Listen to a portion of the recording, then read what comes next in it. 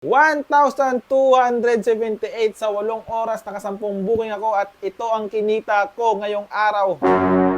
Magkano ang kinikita sa loob ng 8 hours na biyahe? Matumal na ba ang biyahe ng pagiging isang MC taxi rider? Puro gapang na lang yung ginagawa.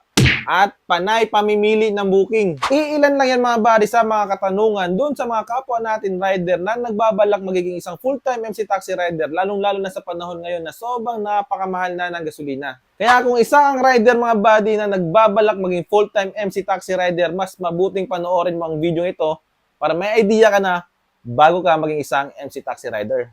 Dahil madalas mga buddy, ngayon mga buddy, sobrang dami ng mga negative comments mga buddy na napakatumal, sobrang baba ng kita, sobrang mahal ng gasolina, sobrang taas ng komisyon. Sobrang daming comment mga buddy na gano'n, mga negative comments mga buddy. Baka kasi hindi ka na-orient mga buddy o baka nag-apply ka lang diretso na hindi mo pa nalalaman kung magkano ba talaga ang kinikita. Baka kasi napapanood mo lang yung mga ibang vloggers mga buddy na sobrang laki ng kinikita na pinopost mga buddy. Kaya naengganyo kang mag-apply ngayon bilang full-time MC taxi rider. Kaya mahalagang panoorin mo ang video ito mga buddy. So itong video ipapakita ko sa inyo mga buddy ay base ito sa actual na biyahe ko kahapon mga buddy, April 10. So para maniwala kayo mga buddy, ipapakita ko sa inyo yan. 10 bookings tayo, April 10. Yan. Yan yung actual na computation natin kung magkano ang kinita natin kahapon mga buddy. So ito, nilagay ko na mga buddy yung 10, ito. Yung 10 bookings na fare mga buddy, yung pamasahe. Ito, unang booking natin is 128 pesos. Pangalawa, 148. Yung pangatlo, 50 pesos. Auto-accept yung mga buddy. Pang-apat, 126, naka-auto-accept pa rin. Ibig sabihin yung mga buddy, sobrang tagal na pag-aantay talaga natin. Hindi tayo napasukan kaya nag-auto-accept na tayo. Pang-lima mga buddy, 93 pesos. Pang-anim, 98. Pang-pito, 68. Pang-walo, 178. Pang-siyam, 286. At pang-sampu ay 107 pesos. Yan yung kabuang kinita natin mga buddy sa 10 booking na nakuha natin kahapon mga buddy. Nag-start tayo niyan mga buddy 2:10 PM. As 2 na ng hapon mga buddy hanggang 9:49 o hanggang 10. So all in all mga buddy, 8 hours na natin na binyahe yan. 10 booking sa loob ng 8 hours. So hindi yan ganun kalakas mga buddy, pero nag-auto accept tayo ng 2 beses. Ayan. Ibig sabihin niya mga buddy, sobrang tagal na naantay natin. So nawalan pumapasok na booking kaya nag-auto accept na tayo. Ayun mga buddy, ang total or all in all is 1,278. Yan sa 10 booking natin, 1,278 yung kinita natin sa loob ng 8 oras mga buddy na biyahe natin kahapon. Ngayon mga buddy, ang tanong, magkano naman ang ginastos natin gas sa loob ng 8 hours na nakasampung booking tayo? Yan yung pag-uusapan natin ngayon. So ito na mga buddy, bago tayo bumiyahe kahapon ay nagpa-full tank muna tayo para malaman natin mga buddy ang kabuang konsumo ng gas mga buddy sa 8 hours na biyahe natin kahapon mga buddy na nakasampung booking tayo magmula alas 2 ng hapon hanggang alas 10 ng gabi mga buddy. After nating bumiyahe mga buddy ay pagka-uwi natin, mabuti mga buddy, dito malapit lang sa amin mga buddy, merong gasoline station mga buddy na medyo mura lang.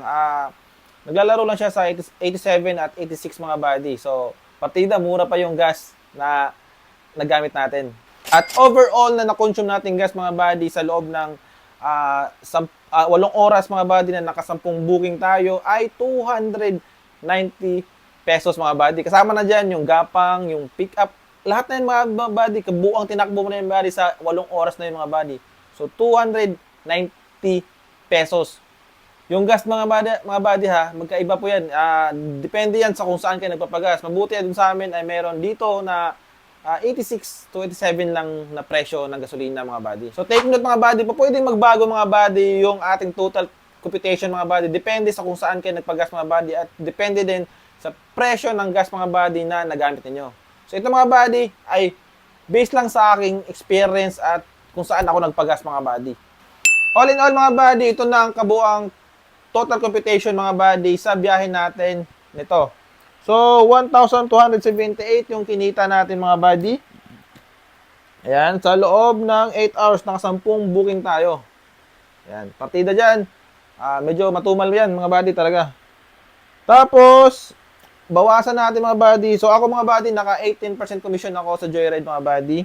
Iba-iba kasi yung commission mga buddy, depende sa rider. So, ako naka 18% commission ako. So, minus 18% mga buddy. Ang total na lang is 1,047 mga buddy, 0.96.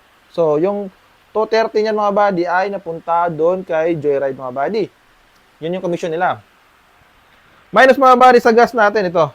Ito yung gas natin na 290. Ito. So, ang total mga buddy, all in all, is 750.96 na lang mga buddy yung total earnings natin mga buddy sa 8 oras at 10 booking na biyahe natin kahapon mga buddy. So, tingin nyo, sasapat ba sa araw-araw na pangailangan ng pamilya natin mga buddy yung 750 pesos? Buwasan pa yan mga buddy sa kain mo, sa bilibili mo, kung anong binibili mo sa habang ikaw ay bumabiyahe. So, lugi na nga mga buddy sa panahon ngayon mga buddy at sa, ito lang ang asahan natin mga buddy na income mga buddy. So, posibleng lalaki pa yan mga buddy kung lalagpas ka pa ng 8 hours mga buddy o sinuwerte ka sa biyahe sa araw na yan mga buddy. Ito mga buddy ay based lang sa aking personal na actual na biyahe kahapon mga buddy. 750 lang mga buddy. So, maraming magko-comment dyan mga buddy na malakas bumiyahe na mahina to mga buddy talaga para sa kanila. Pero ito talaga yung mga buddy, yung actual na kinita ko eh. So, di na natin may kaila yan, di na tayo pwede magsinungaling. Kaya sa nagbabalak dyan na maging isang full-time MC taxi rider mga buddy, mag-isip tayo mabuti mga buddy kung tama ba yung desisyon natin or pwede naman mga buddy maging full-time tayo basta maging masipag lang tayo mga buddy at madiskarte tayo sa kalsada mga buddy. Pero yun nga mga buddy, kahit gano'n pa kadiskarte natin mga buddy sa panahon ngayon, sa sobrang mahal na ng bilihin at sa sobrang mahal na ng gasolina mga buddy, para sa akin mga buddy, lugi ka na bilang isang MC taxi rider, lalo na full time ka mga buddy. Maghapon kang babiyahe talaga niyan mga buddy para kumita ka ng 1,000 plus mga buddy. So that's it for today mga buddy at yun lang naman ang pinag-usapan natin ngayon mga buddy. Sana ay makapag-share tayo ng totoo lang mga buddy. Marami kasi mga nagpo-post mga buddy, nagpapayabangan sa kita ng mga buddy na naka 44 bookings, 50 bookings. Pero ito mga buddy, actual talaga nating kinita to eh. So, sana ito yung magiging reference ng mga nagbabalak dyan na maging isang full-time MC taxi rider. Sipagan natin kung gusto natin maging isang MC taxi rider. Maraming salamat mga buddy at kita-kits sa susunod na video na gagawin natin. Ride safe always at God bless palagi mga buddy sa biyahe. Magkita-kita tayo sa kalsada. Peace out. Let's go.